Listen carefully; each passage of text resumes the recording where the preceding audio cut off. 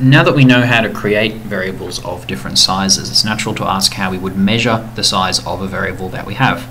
And so have a look, for example, here at our 3x3 matrix A, and I'll just create a vector, say 1 to 5, which we can also use to illustrate these functions.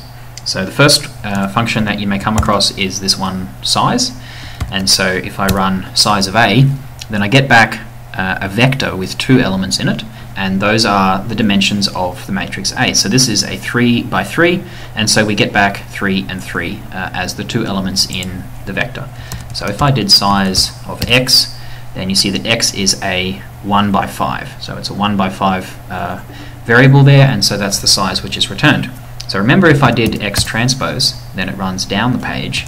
So size of X transpose is 5 by 1. So that's the size function.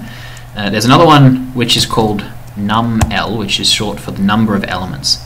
And so the number of elements, let's see it for X, is simply 5.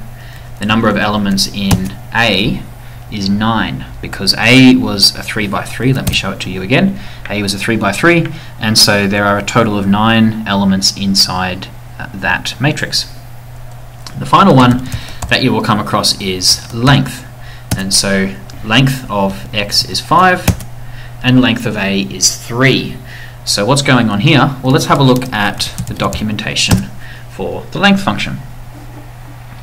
So length finds the number of elements along the largest dimension of an array. Along the largest dimension. So when we had our 3 by 3 here, the first dimension was 3, the second dimension was 3, and so the largest dimension here returned by length was 3. So let's say we had a new vector B, which happened to be a 3 by 5 like this, and I did length of B, then the answer will be 5, because 5 is the length of the longest dimension along there. So the most commonly used of these two will be the first ones that we looked at, which is size, which returns the size along each dimension, and numL, which returns the total number of elements in the object. Those are the two which you'll use most commonly.